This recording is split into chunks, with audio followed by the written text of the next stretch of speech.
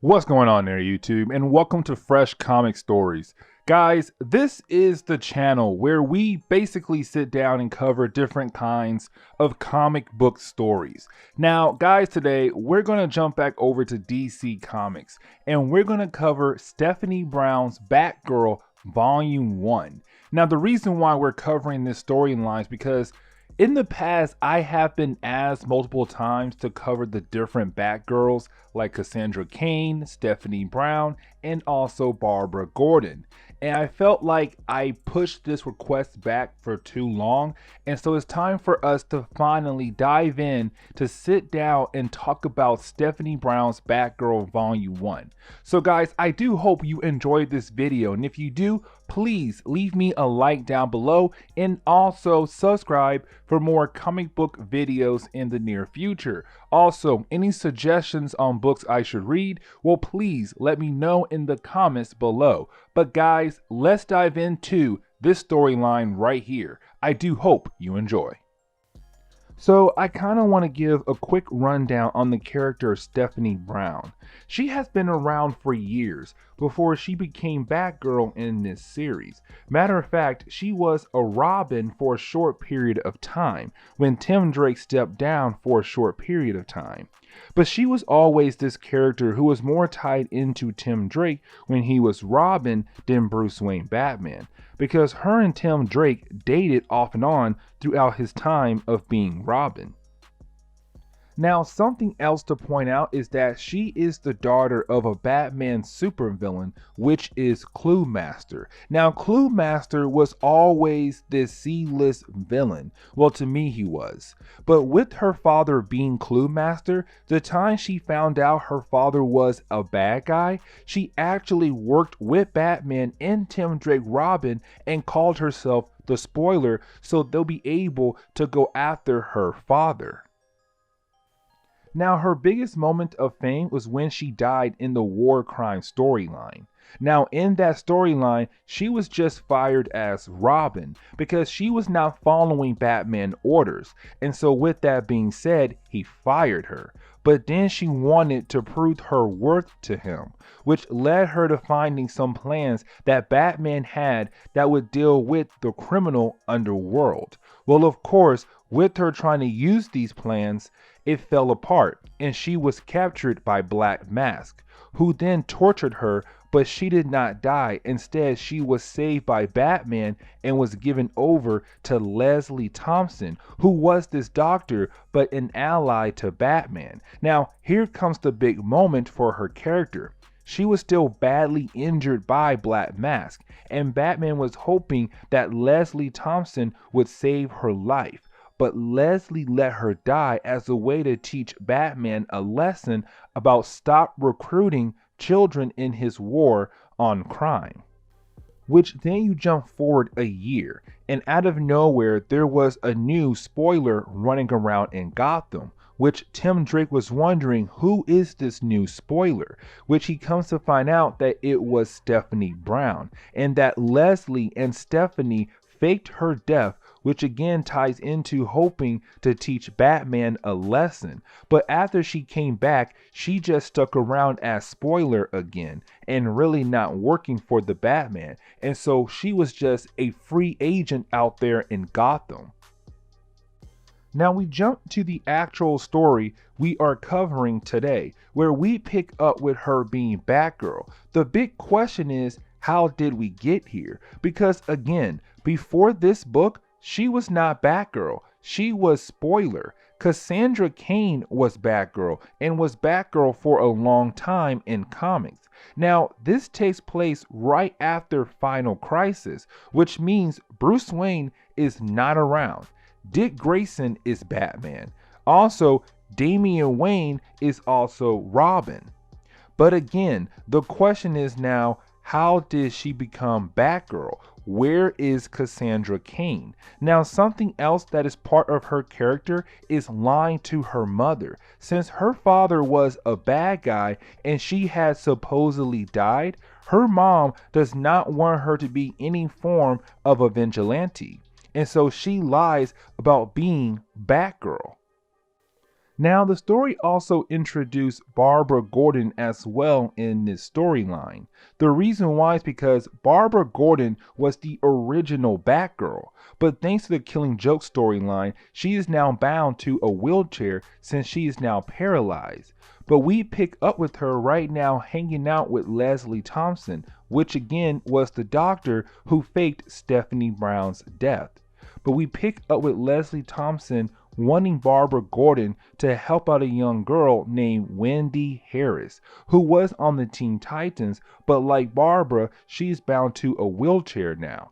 And so you have Leslie Thompson wanting Barbara to work with her because they are going through the same thing. Now, this is where we learn what happened to Cassandra Cain, which again was Batgirl before Stephanie Brown took up the mantle, where we come to find out that one night when Stephanie Brown was still Spoiler and Cassandra Cain was still Batgirl, they were out one night, which was right after Batman supposedly died in the Final Crisis storyline. Cassandra Cain felt like with Batman being dead now, that she does not have a reason to be Batgirl anymore, and she just hands over the outfit to Stephanie Brown, which that is how Stephanie Brown became Batgirl, which honestly seems like a very weak excuse. Now we jump forward a day where we pick up with Stephanie Brown being Batgirl again. This is because there's a riot going on in the city because a kid got shot and then 2 paramedics got killed trying to help that kid. And so a huge riot has broken out and a police officer who was the first responder is now being held hostage by the people who basically started the riot. And so of course you have Stephanie Brown go in there as Batgirl and beat down all the thugs, and she does get introduced to the officer, and his name is Nick Gage, which seems like he could be a new love interest for her. And so to fast forward, we now pick up with her arriving home from being Batgirl and getting ready for school, which when she walks into the kitchen thinking that her mom would be in there with breakfast made for her, instead she comes to find out Barbara Gordon is in the kitchen, which is her one to put an end to Stephanie Brown being Batgirl. Now, Barbara Gordon has a good reason why Stephanie Brown should not be Batgirl. The main reason is because when she was Spoiler and Robin, she almost single-handedly destroyed all of Gotham by just trying to show Batman she was worth something. But also the fact that after almost bringing all of Gotham down, she has supposedly died as well. Barbara Gordon is pointing out that anytime she put on a mask, she does something that brings trouble to Gotham and the Bat family.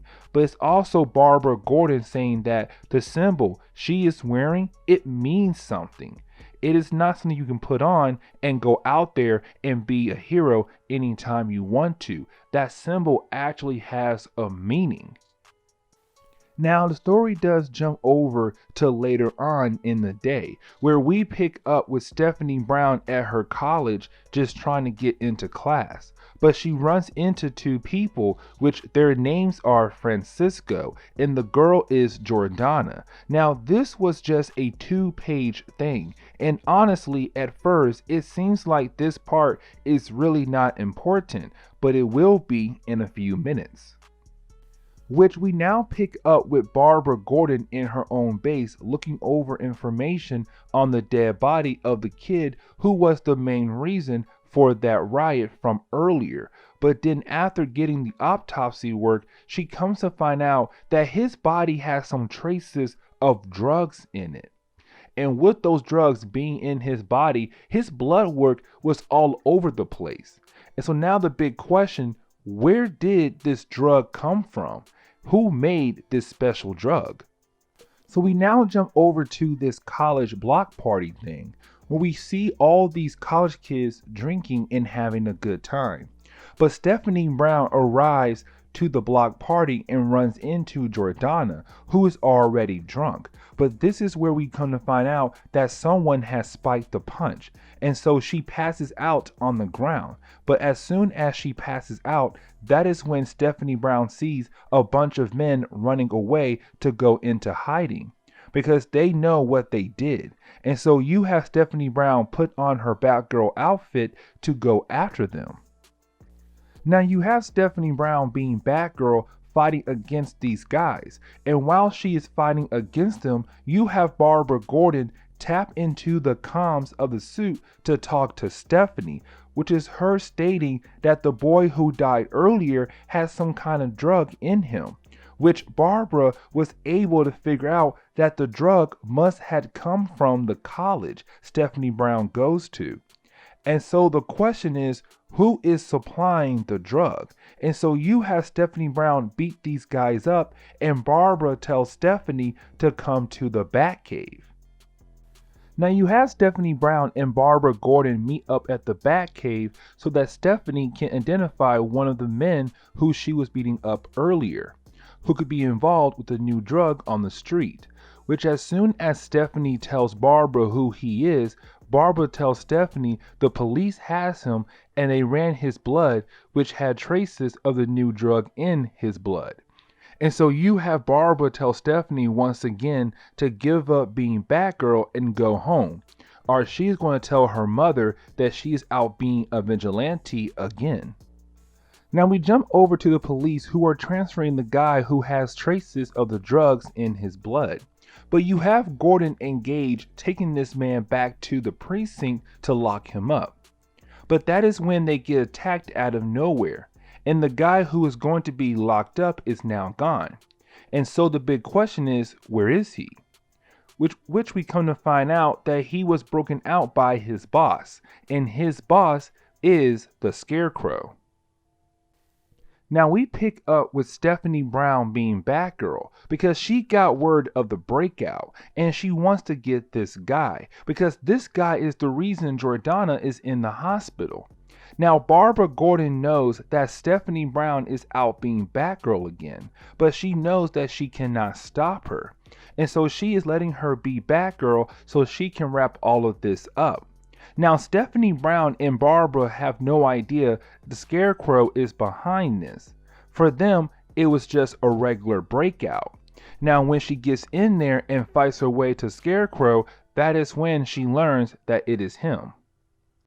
Now this is really huge for her because she never truly had to fight a supervillain on her own. She always had someone there with her like Bruce Wayne, Tim Drake, Cassandra Cain, and any other person who was part of the Bat family. And so this is her first major fight ever, which of course she gets her butt kicked because the Scarecrow hits her with his fear toxin, which is a key aspect of his character. But with her being hit with his fear toxin, she starts to see her worst fears, which is seeing Tim Drake being Robin, calling her a failure, seeing her past self as Spoiler calling her a failure as well, which hits her to the core because to her, she always had everyone look down at her and try to tell her what to do, never ask her what she wants to do. And so you have all these flashbacks of people like her mother, her father, Barbara Gordon, just calling her a failure and just breaking her down. But that is when you have Barbara Gordon call her Batgirl over the comm, and she snaps back and she breaks out the effect of the fear toxin. Which the story wraps up with Stephanie Brown defeating Scarecrow and her claiming the fact that she is now Batgirl. She is going to be the new Batgirl in the DC universe, which after she defeats him, Detective Gage and the police arrive to take Scarecrow away, and Stephanie Brown leaves before she gets arrested by them. Now, the story gets wrapped up with Barbara Gordon doing three things. The first thing is she goes back to Leslie Thompson and agrees to help Wendy Harris, who we saw in the beginning of this storyline. Then she goes to get a new job as an advisor at the same college Stephanie Brown goes to, which will be a way for them to communicate with one another outside of Bat stuff. Then finally, she takes Stephanie Brown back to the Batcave, where she does some kind of ritual where it is her passing on the mantle of Batgirl to Stephanie Brown. Then we get to see Stephanie Brown in the new Batgirl outfit. What's going on there, YouTube? So this is the part of the video where I sit down and give my thoughts on about this storyline. Now, when it comes to Stephanie Brown, before this book right here, I truly did not care for her character that much. And the reason why I say that is because, guys, when it came to Stephanie Brown, when she was first introduced, she was just a girlfriend of Tim Drake. That's all she was for a good period of time in DC Comics. Then later on, they made her Spoiler. And honestly, when she became Spoiler, I liked that a lot. I was kind of like, okay, we got a new Bat family member. She's Spoiler, her own character. She's out there in Gotham. Okay, I like this.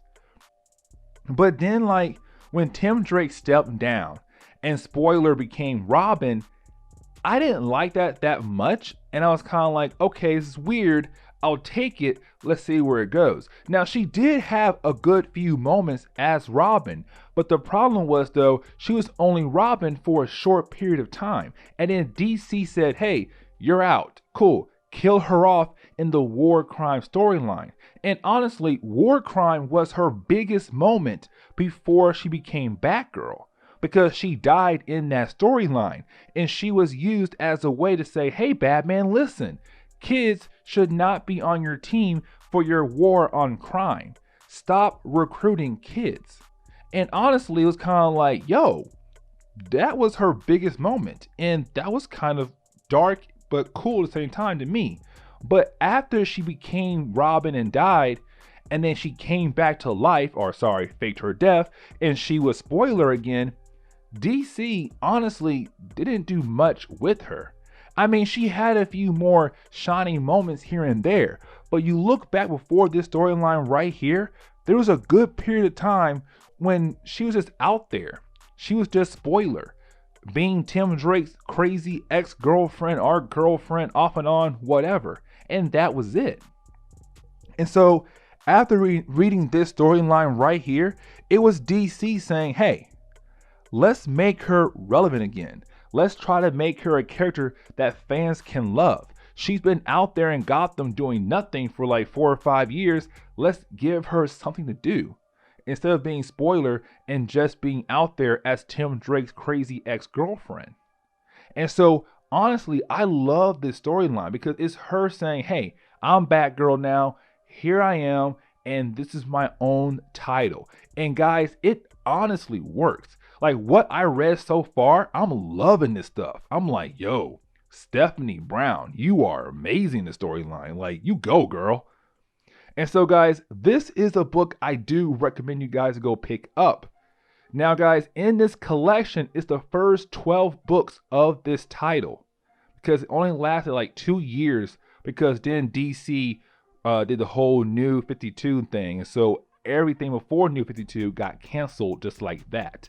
But guys, this is a collection I do recommend, and honestly, that is it. So guys, please leave me a like down below, and also subscribe for more comic book stories in the near future. Also, any suggestions on books I should read, please let me know in the comments below, because you never know, your suggestion could be a future video down the road. But guys, I'm out of here, and I'll see you on the next comic book video. Later, guys.